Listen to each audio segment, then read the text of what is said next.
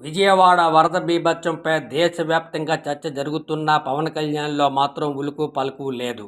అసలు సంబంధం లేనట్లుగా వ్యవహరిస్తున్నారు. డిప్యూటీ సీఎం పదవిని ఏదో గొప్ప పదవిగా భావిస్తున్నారేమో. గదిలోంచి బయటికి రావడం లేదు. మరి ఆ గదిలో ఏముందో మనకైతే తెలియదు.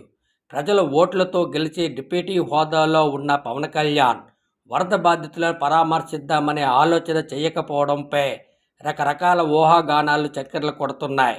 పవన్ కళ్యాణ్కు ఫ్యాన్స్ ఫాలోయింగ్ ఉంది. ఆయన ఎక్కడికి వెళ్ళినా ఫ్యాన్స్ పెద్ద ఎత్తున వస్తారు. దీంతో వరద ప్రాంతాల్లో ఆయన పర్యటిస్తే ఉన్న సమస్యల కంటే కొత్త సమస్యలు తలెత్తే పరిస్థితి ఉంది. అలాగే మరో కారణం, పవన్ కళ్యాణ్ వరద ప్రాంతాల్లో పర్యటిస్తే చంద్రబాబుకి పెద్ద డ్యామేజ్ అవుతుంది. చంద్రబాబుకు ప్రచార యావ ఎక్కువ. ఆ ప్రచారానికి గండి పడుతుందని తెలుసుకొని చంద్రబాబే పవన్ కళ్యాణ్ని రావద్దని చెప్పినట్టు ప్రచారం అయితే జరుగుతుంది.